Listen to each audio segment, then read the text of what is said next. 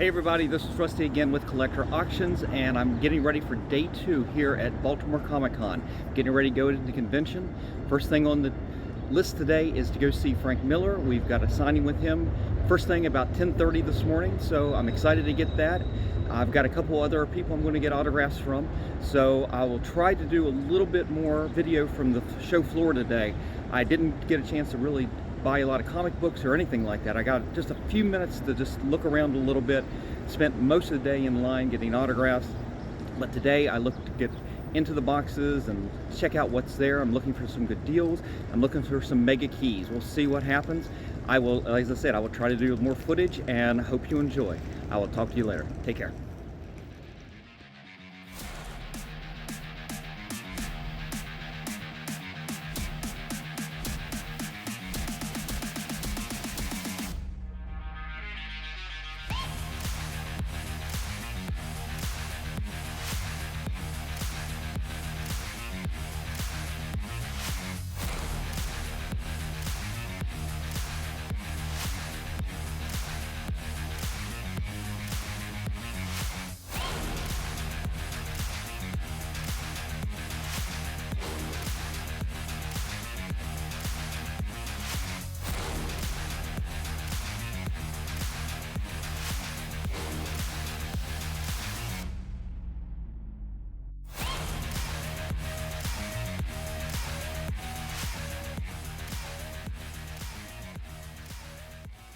Okay guys, I hope you enjoyed that very limited amount of footage I actually took at day 2 of Baltimore Comic Con.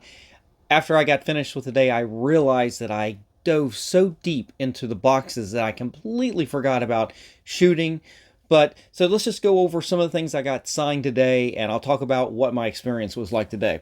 So the way the day went, I ended up going to the Frank Miller line after the show opened. You see some of the lines leading into that at the very beginning of the day in previous parts of the video here. And I got in line early for that. I was part of the first group that was going to be signing at 10:30.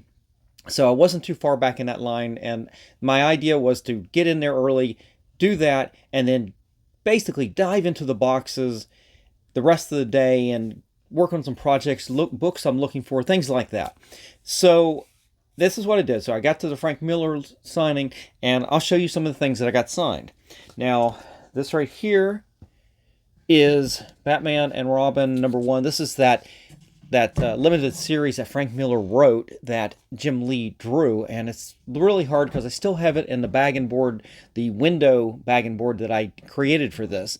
But you can see just a little bit up here, right? Where is it? Right there. You can see a little silver up there. That's where Jim Lee had signed this years ago, but I finally got Frank Miller on that. So that's really, really neat. This is for the PC. I don't know. I may send this to CBCS at some point, but not a big deal. Well, it's a big deal, but it's a good book. It was a good book for me to add to my collection. This one was a little disappointing. This is Daredevil 188, and it's going to be a little tough to see the silver. When I hold it at the right light, it actually looks kind of okay, but in person, boy, his silver paint pen was drying up. That was a real disappointment. I audibled real quick after that with several other books and switched it off to my silver paint pen that was working a lot better.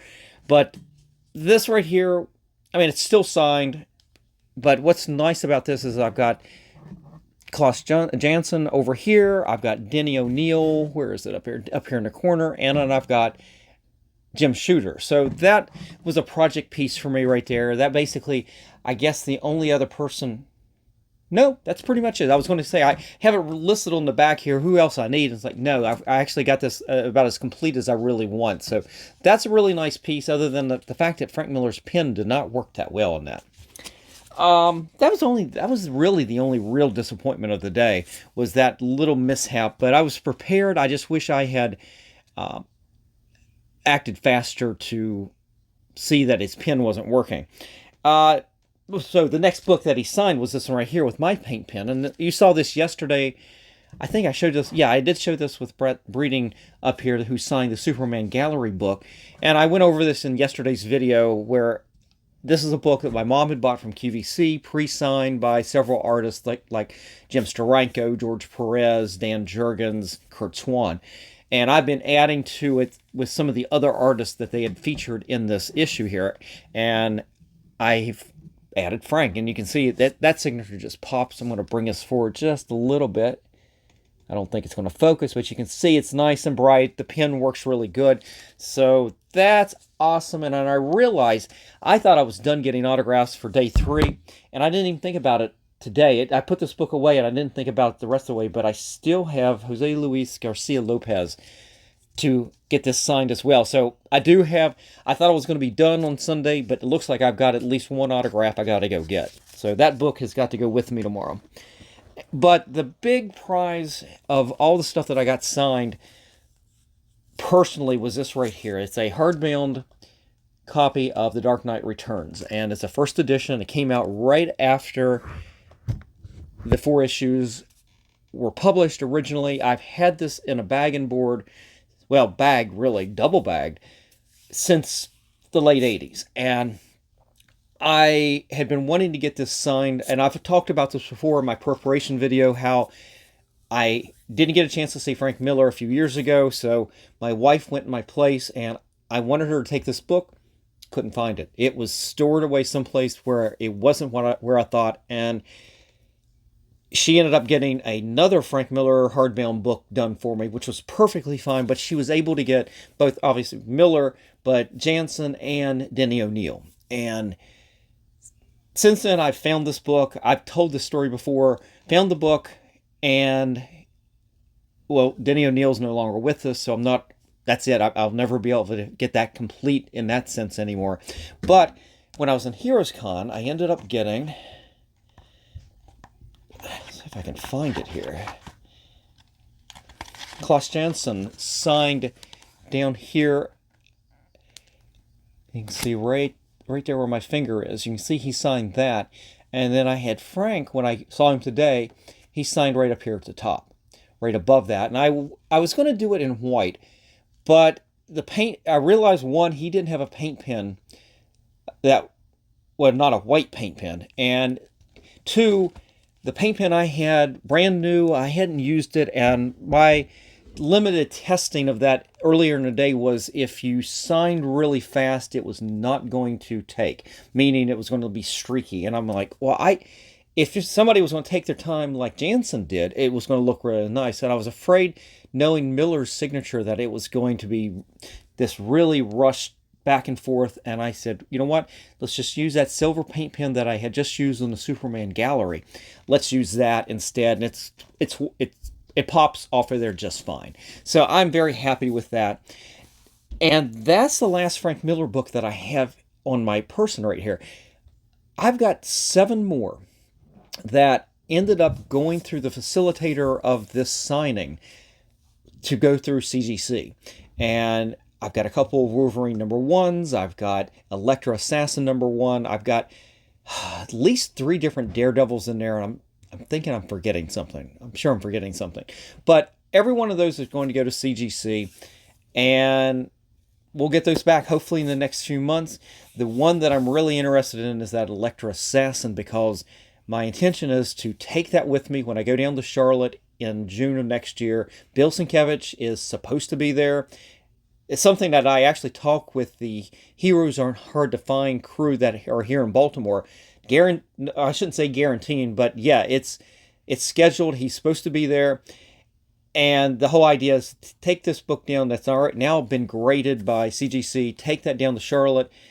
I'm going to have CGC or the facilitator, whoever's doing it, I'm going to have them crack it open on the spot. And I don't really want to do that, but that's the only way I'm going to get this book done by both artists and creators and keep it a CGC slab. And I didn't want to go to a CBCS on this one.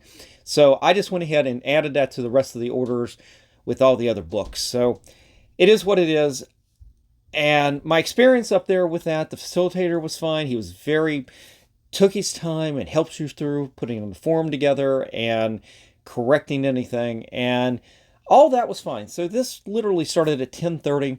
And I finally, maybe by 11:30 at the latest, at some point about that, I finally got down to the show floor and I figured, okay, this is great. I've got the rest of the day to just look through boxes. And as I said, I forgot all about taking this out of the box. I just completely forgot that I still needed one signature. But okay, we'll deal with that on Sunday. That's fine. So this is how the rest of the day went. I went down and I had a goal, and I took about 11 of some of my most expensive slabs that I have here with me, with this intention of bartering some way if I could find a really good Hulk 181 at a really good grade that's not too low, obviously not too high, but and then try to barter with the books and maybe a little bit of cash. And I knew I was going to have to take a hit doing a trade like this. And I actually, I lost track of time. I have no idea how long I did this, but I decided, okay, what I'm going to do is I'm going to go and do the I'll just go up and down. I'm going to find the book first. Now, a secondary and a second and third choice was going to be a giant size X-Men #1, at a lower grade, or a maybe a little bit higher grade of a Spider-Man 129. These are the three that I was looking for, but I wanted to do the Hulk 181.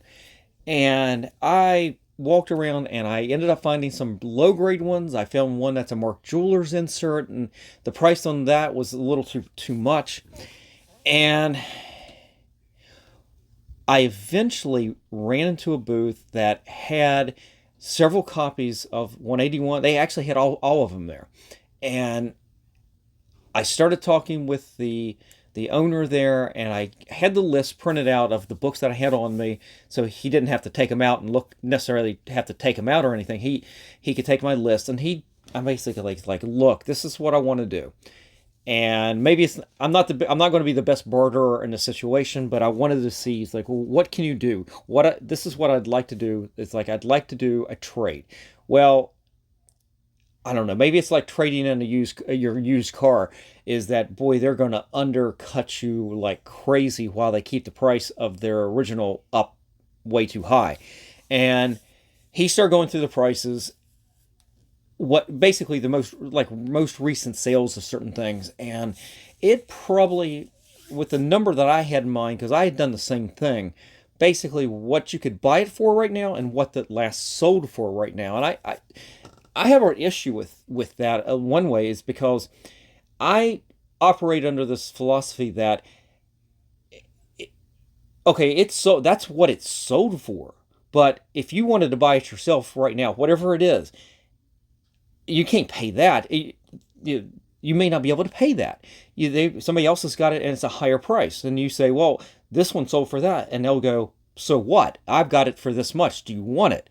And this is how the market goes up and down and everything. How motivated are they to sell? How motivated are you to buy? And what I was running into in this case was that I think he kind of came close to a kind of a deal, but it was still going to require me to turn over about $2,500 in cash, as well as all the books that I had on me right there. And what I felt like was that I was giving away all those books for a lot less than I could if I just continued doing what I normally do, which sell the books on my own. And I kind of had to walk away from it. I didn't talk to him about walking away. I just said, okay, I got to think about this because, I don't know, because I don't know. I just felt like I was losing way too much value in this situation. And once I did that, I realized, okay, maybe this isn't going to happen the way I wanted to. Maybe I wasn't even being realistic about it. But let's refocus. Let's start going through things. I've got 4 books that I needed to be looking for as my primary function of going through the boxes. And that is looking for high grade. I'm looking for 9.8 candidates on all 4 of these. Watchmen #1. Spider-Man 294, Kraven's Last Hunt. Batman 407, it's the 4th comic in the Batman Year 1. And what's the last one? I did this all day. Oh yeah, Dark Knight Returns #2, first print. So I'm looking for that, and it's basically okay. That's what I'm doing now. Is I'm looking for these books, and I was able to find all of these, and every one of them, except for the Batman 407, there is. Well, I take that back. The Batman Dark Knight Returns #2 and The Watchmen are books that you need to take out of a bag and board to look at the back, because the backs are the ones that have this solid surface and for whatever reason are very much a subject. They are subject to color rub like crazy, scuffing. And I was finding some. I found in a couple of Dark Knights that were really fantastic, but just a touch of scuffing. And I'm like, I don't mind paying a little bit higher price for these, but it's got to be pristine. And I'm not looking for one that's going to get a 9.6. I'm looking for one that gets a 9.8. And with the other two, with Batman 407 and Spider-Man 294, what I was finding was issues that every place I went had at least a minor color-breaking spine tick. And you might be able to get away with one of those, but if there's other issues somewhere else, you're not going to get that 9.8. So I literally spent the rest of the day, probably over 7 hours, one, going through looking for the Hulk 181, doing all that. And then the rest of the time I spent, I was looking for these books. And as I was going along, I also was making a list of a lot of the other books that I normally get, the same books that you see me doing comic books unboxings for. And I look for these books because I know what the values are, how much I should pay for them, and kind of how much, if I can get those in high grades after a little clean and press, can I turn around and add value to it, whether it's for my PC or whether I sell it. But either way, it's got to add value to it. And so I spent the rest of the day, and I didn't even realize it until it was 6:35. The show's almost over, that I hadn't filmed anything. That's why you only have a little bit of footage today. But I had a pretty good list, and I'm going to sit down after this video, and I'm going to go through the books that I wrote down, the dealers, and I know where they are. I wrote their booth number down. I've got a map. I know where I'm going to go back, and I'm going to kind of maybe sit down tonight and do an action plan and figure out, okay, are these the ones I really want? I'm not going to have time. I don't feel like diving into dollar bin books. I'm not going to do it. I don't have the time. If you're a dealer, and you may have really good prices. I've got this one dealer. I've seen him and I talk to him all the time. I love his books. He has gems all throughout all his boxes, but it's not quite as alphabetized as I would like. And I am not going to go, if I go to anybody's boxes and these are not alphabetized, I just don't have time to go through this. And I hate to do that because there's some of them that are going to have just some absolute beauties that I'm going to overlook. And that's unfortunate, but it is what it is. So going into day 2, I'm going to end up going back to some of these dealers, and we'll put together something. We'll pick up a few books. I may not go nuts, or I don't know. There were some X-Men. There's some John Byrne and Dave Cochran X-Men that were really good, and I'm just wanting to know if I'm gonna pick up something really, really high grade on an expensive book. Like, how much do I really want to spend? These are questions we all have to ask and answer to ourselves.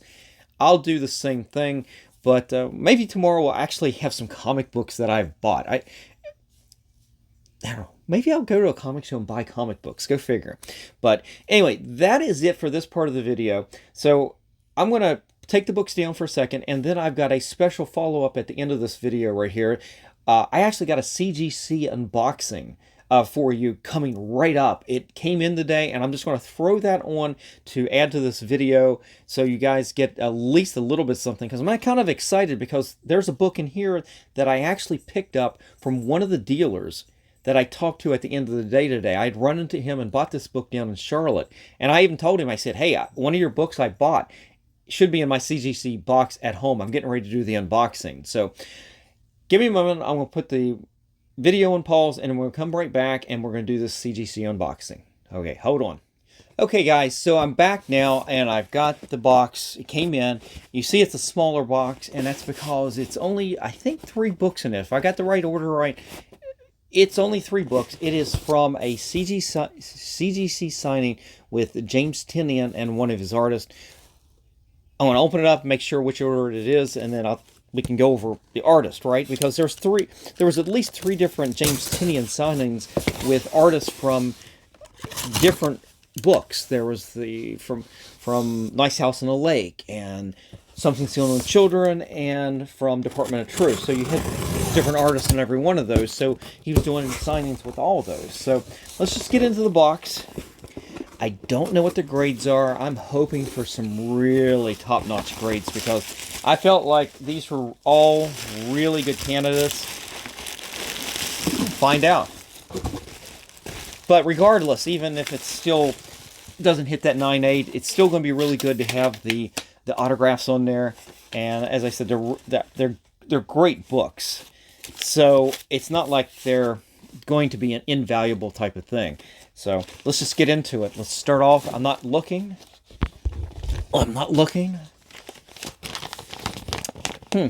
CGC's using these thicker bags. I really like these. This is going to add to a little bit of that security. Maybe there's going to be a little less scuffing when these things are mailed back. All right, let's see what the first thing is. Okay. So this right here, this is Something Stealing Children #1, the Jenny Frison cover. This is the book that when I finally kind of opened my eyes and realized that Something Killing Children there's something to this. This is the cover that made me kind of go, wow, this is really neat. I mean, this is the cover that caught my eye. And I ended up buying, this is the book I bought from the dealer that I talked to at the end of the show today here at Baltimore. And I said, this is the book I know what I paid for it. I want to say I know what he had on there after the bundle deal that I got. So I don't know if it wasn't exactly the $150 I paid for this. It was less than that. I think it was $150. I don't know, but it was definitely less than that because I bundled things together. But let's just get the grade and then we'll go over it. Yeah, all right. We got a 9.8 on that. That is awesome. And this is a redemption book for me. This is the second time I've sent a book to CGC. This is the first time I've got it signed, but this first time I got it back, it was just a blue label Universal, and it had an awful spine tick that I knew it was there, but I was hoping it would come up with a better grade, and I think it ended up being about a 9 or 9.2. It's very disappointing. And yeah, let's see. So we have James Tynion, and I'm going to mispronounce this, guys, because I've never actually heard it said out loud. Weather del Idera, is that how you say it? But wow, that is awesome. This is one that if I ever go, I think you see Jenny Frison at signings in the Midwest, maybe at E2, or what, C2, E2. Maybe this is one I'd have to take with me and have them crack open to get her on here as well. But man, that is awesome. Got that 9.8 on there. Man, I am super stoked. There was a little bit, there's a little bit of a bindery down here. There's a little bit of a tear down there. It's very minor, but it's one of those you just kind of wonder, is it going to affect things? And if I remember right also, I want to say it's where the printer grips the paper when it's going through.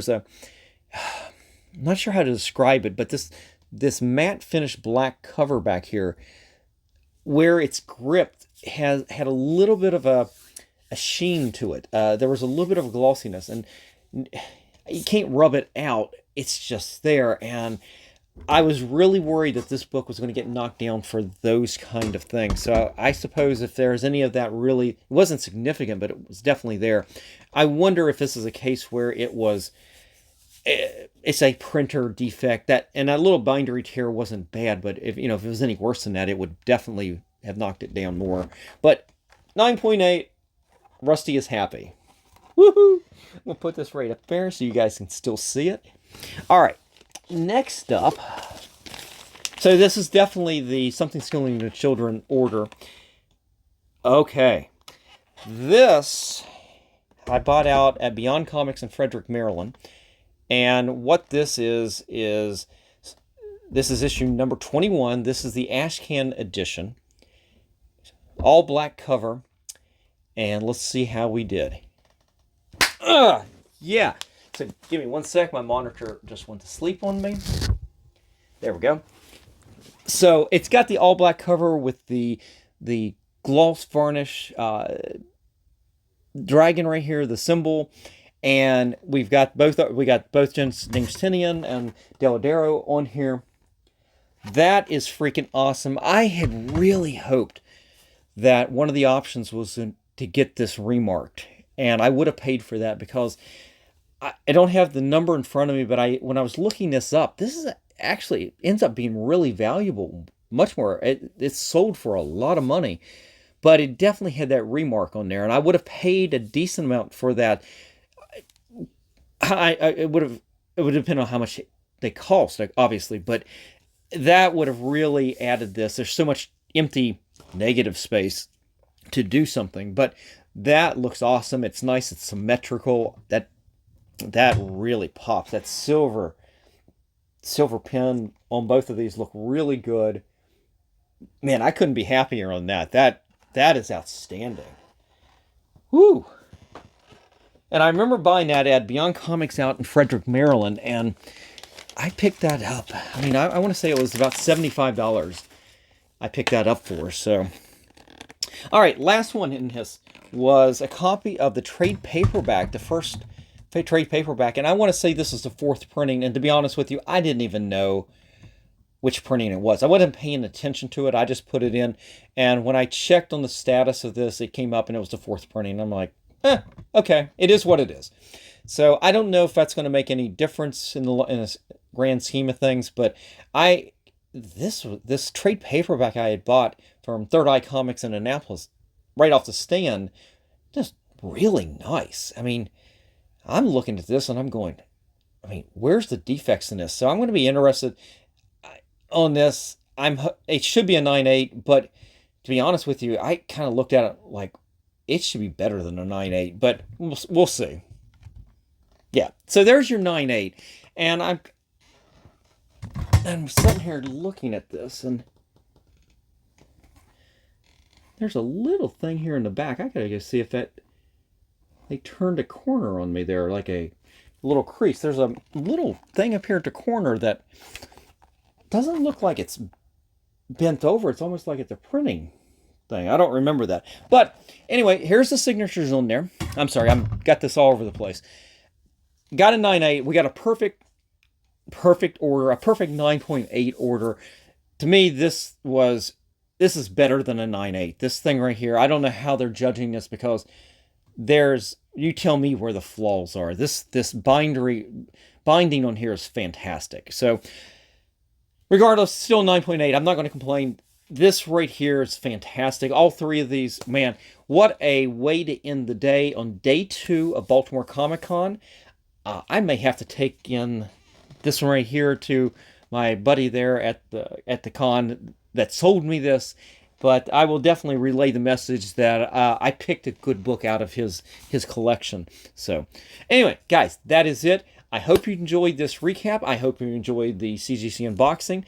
To everybody I saw today and talked to at Baltimore Comic Con, it was great seeing you, and I hope if you're not coming back tomorrow, I hope you had a great time. If you're coming back tomorrow, guys, I hope you have a great last day, and let's do it one more time. We'll do a day 3 recap tomorrow night, and then we'll get back into our regular schedule. Regular scheduled programming. Monday, Wednesday, Friday, 10 a.m. we do shows. Hopefully we'll keep with that. I'm sitting there going, if I do everything and release at the end of the day, I may not have content for Monday. We'll have to work on that. But guys, that is it. I'm out. I will see you tomorrow. Take care.